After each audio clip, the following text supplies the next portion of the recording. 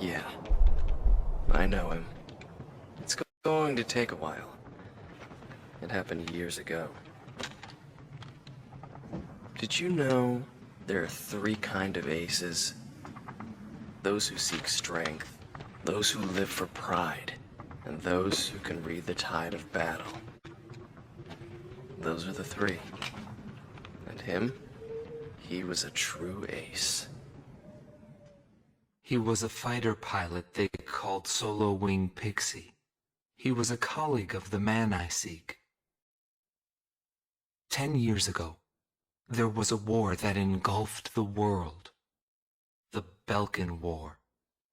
And in that war was a pilot who trailed across the sky and disappeared from history. He was a lone mercenary who inspired both fear and admiration. He is the man I seek. And so, with the words of Solo Wing, the curtain rises. It was a cold and snowy day.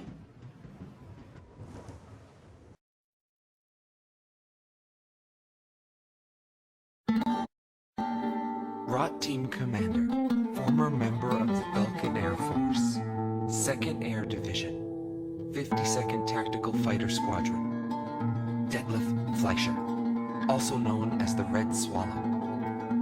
With his skill and demeanor, he was practically a poster boy for the armed forces. Today, he is a professor of history at the University of Denmark.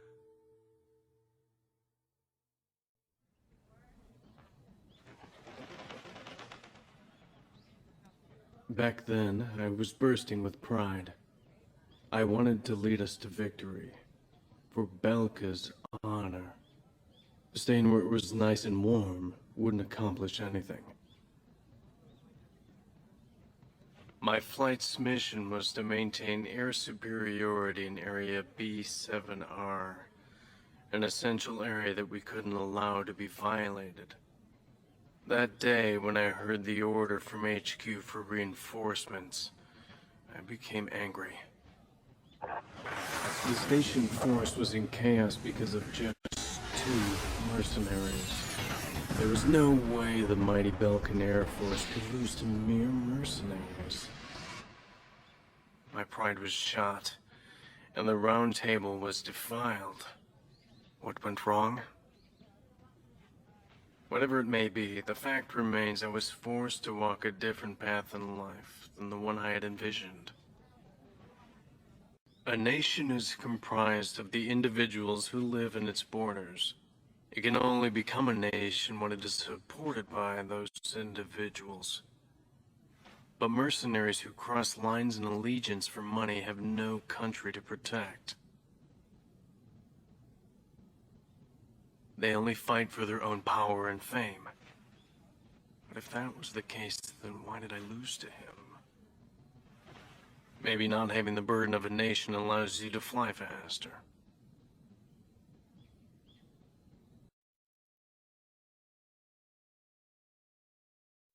Bernard Schmidt, a man with the eyes of an owl. Groom Team Commander, former member of the Belkan Air Force, 10th Air Division, 8th Tactical Fighter Squadron. Fighting with distinguished service on the battlefield, he earned the title of Ace with his uncanny ability to adapt quickly to the flow of battle.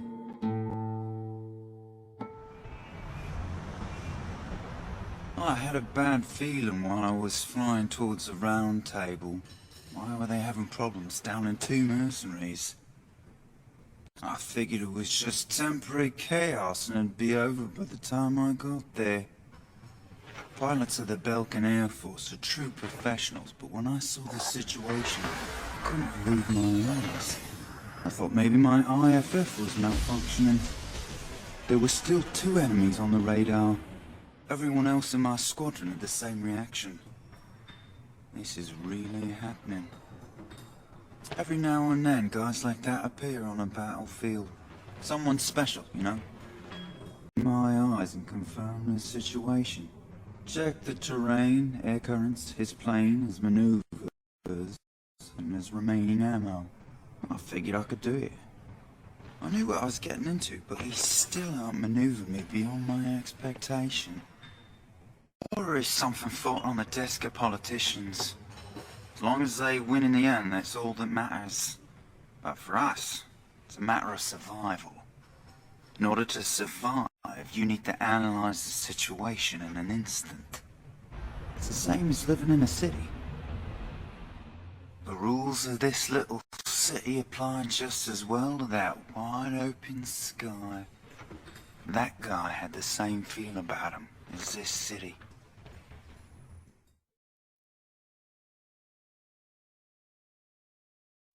Gelb Team is number 2, former member of the Belkan Air Force, 5th Air Division, 23rd Tactical Fighter Squadron, Rainer Altman. He flew the skies of Directus during the capital's liberation, and he's still there to this day. I met him above this very sky. I can still hear the sound of the missile alerts from that day. I received an order to fly to Directus on my way back from an intercept mission on the southern defense line. The order itself wasn't unusual. We kept being deployed from one mission to the next without receiving even the basic maintenance. But the situation was the same all around. We were late reaching the operational space. The station squadrons had already retreated, and warning bells were going off in the city. And the people were looking up to his plane, high above the sky. He pursued me relentlessly. As soon as I thought I'd shook him off, there he was again. The never-ending sound of the missile alerts put fear in my heart for the first time. It felt like he could see right through me. He was always one step ahead of me. He matched every combat maneuver I made until I used up every trick in the book. I couldn't see any emotion in his maneuvers. I didn't feel like I was fighting against a human being. I wanted to end that battle as quickly as possible.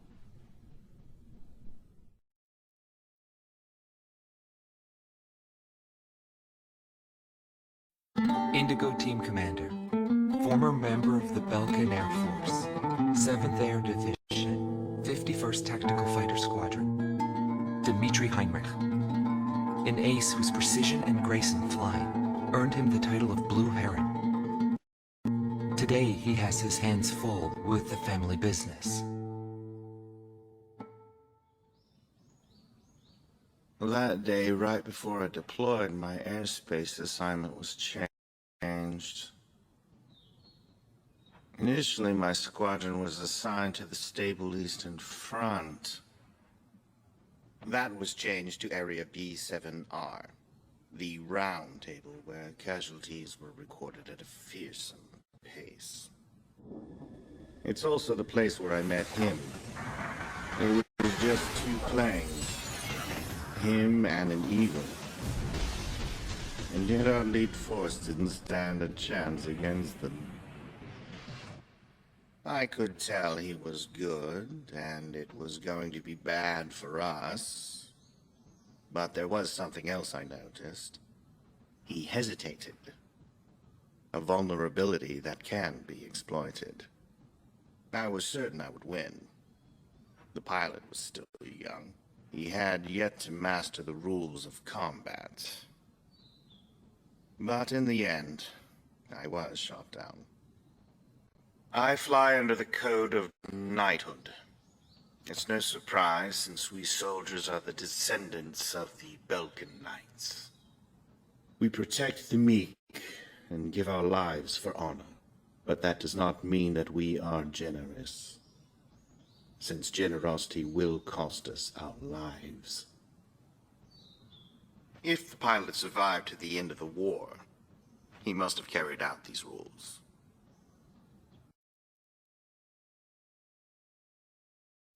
Silver Team Commander, former member of the Belkan Air Force, 51st Air Division, 126th Tactical Fighter Squadron. Dietrich Kellerman. He was once the top ace of Belka and a fiery instructor at the Air Force Academy. In 1995, the Belkan Air Force sent him to the front lines to bolster troop morale. He was good. From what I'd heard about him, I thought he was still just a young mercenary. But he matured since then. He still wasn't perfect, but I could see he had come a long way towards understanding the rules of combat. What's important on the battlefield is to let go of hate, to survive, and to adhere to the rules you've set for yourself. These are the rules I've taught my students. And when I saw him, I could tell my time was done. A new generation had inherited the sky. There was no more need for an old soldier like me. Hatred cannot be the only motivation for war. It only brings about more pointless deaths. I lost most of my students. They were all my children, my flesh and blood. I will never overcome that grief. I'll probably never teach anyone again, nor will I ever go up in the sky again. I've entrusted everything I know to a new generation. I'll just look on from here.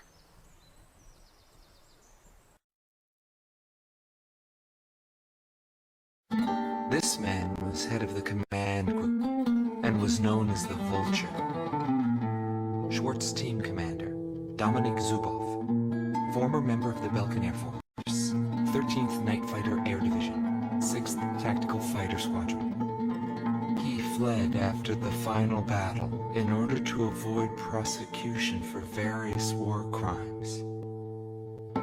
He is still on the run and being hunted as an escaped killer. Sorry about the accommodations. Goes with the business. I'm not active during the day. Back then I was a shadow assassin, an escapee killer. Given the order, I'd even shoot down my own comrades. I received an order to take down deserting craft on that day. It was a typical assignment. But something unexpected happened. My target was no new recruit, but a top ace of the Belkan Air Force. He just had to go and run straight into the chaos at the round table. The man was sharp, just like the rumors. That wasn't the problem. The problem was that the mercenary team of Solo Wing and him were there. Thanks to them, I lost my target. I figured the least I could do was take them down in return. Of course, that was where my luck ran out. Is the man still alive? Though I guess it's hard for bad guys like us to die. The real heroes always manage to die first. But guys like him, Solo Wing, and me, we live the rest of our lives in hell. But then again, being alive is proof that we were good.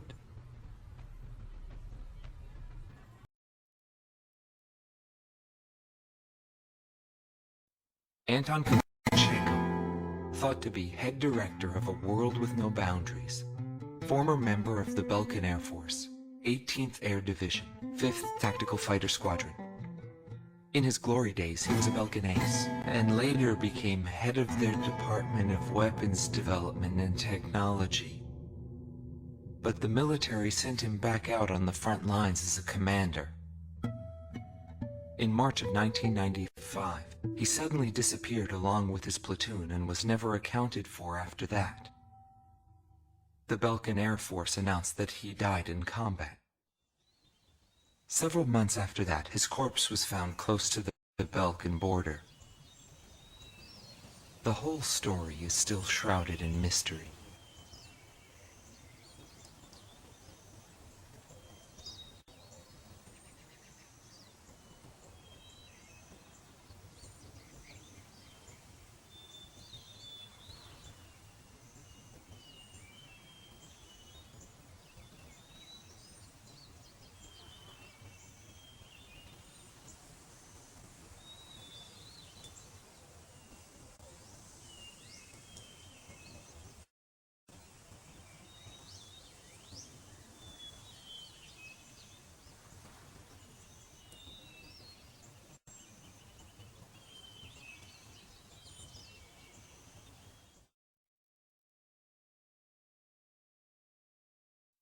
Shnee Team Commander, former member of the Belkan Air Force, 22nd Air Division, 4th Tactical Fighter Squadron, Eric Hillenbrand.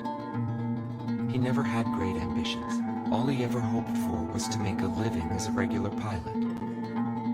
Today he works as a flight instructor for civilian pilots. The instant he shot me, I pulled the lever. I barely managed to escape from my plane as it burst into flames. After drifting from the blast, I landed below the round table. It was a wide-open, barren wasteland. How long would I have to wait for a rescue party? Radio interference within the round table was fierce. The odds of a distress signal actually reaching anyone was low. I was at a loss for what to do. Anyway, I'd really gone out with a bang this time. I took that as a sign it was time for me to retire. But just then, I heard a roaring overhead. It was his plane. I was jealous of his calm flying form. Rather than wait for the rescue team, I began to walk toward the nearest base. I was driven by desire to get back up there and fight him again. Of course, it did take me 3 days to get there. When a fighter plane goes down, that's the end. It disintegrates into pieces, incinerated beyond recognition. Just a scary thought. But it also makes you feel alive. I left the military, but I still fly that sky. But, it's pretty lonely up there all by myself. I'd love to fly with him again someday.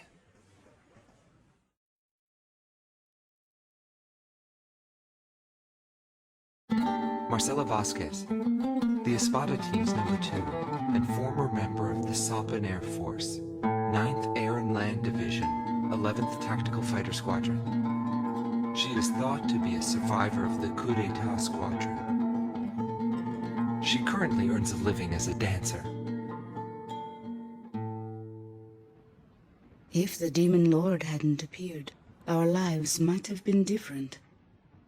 For me, it wasn't about flying or ideals. Most of all, it was about him, my flight lead. Our mission was to escort the heavy command cruiser that was to act as transportation for the organization. And the Demon Lord appeared, as if to block our path. I will never forget his overwhelming power. One by one, my comrades were shot down, and then the mother bird we were supposed to protect. I returned alive from that battlefield, and I returned to this city where I grew up. I left the organization too. I never went back to the sky again. There's no meaning there now that he's gone. He died in that fight. We survived after the fight. We left our organization and returned to the ground together. But he was heavily wounded. He soon passed away, leaving me behind. We were only able to spend a short time together in peace and quiet. We survived after the fight. We left our organization and returned to the ground together. But those whose hearts are in the sky will always return to the sky. He was one of them, and so he left, even though his wounds had yet to heal, and he died there, never to return to me. But I don't blame anyone. The regret and suffering that remained after that battle were also what he had given me. They're among the precious few things he left behind.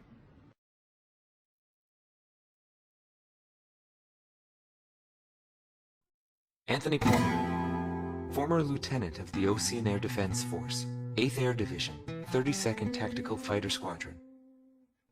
He's been missing for some time, along with Captain Bristow of the same unit, since the decisive Battle of Valdrike. Captain Bristow is rumored to be one of the founding members of A World with No Boundaries. Palmer's ties to the captain have led many to believe that he is a high-ranked individual within the group. He currently works for an insurance company based in Aurid, the capital city of Osea. Demon Lord was right. Everything he touched fell apart. I thought I was watching magic. When I was in the military, they called me an ace too. I got medals for my actions on numerous battlefields. I never felt fear toward an opponent. The same went for my ideals. I wasn't afraid to take on even an entire country. But when I was fighting him, something felt different. At first I didn't know what it was. It wasn't until I noticed my hand shaking on the flight stick that I realized it was fear. It's embarrassing, but once I felt that, I couldn't fly anymore. I felt guilt toward my companions at the time. There's always a war somewhere, and I'm sure he's on some battlefield somewhere fighting even now. You'll always have a place to live.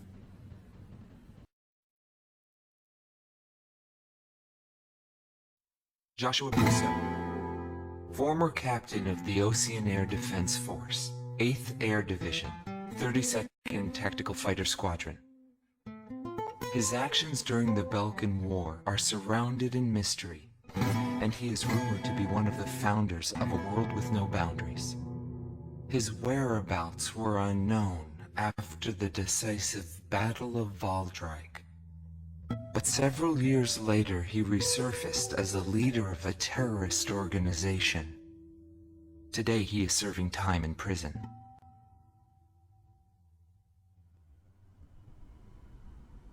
This darkness and that little window are my entire world now.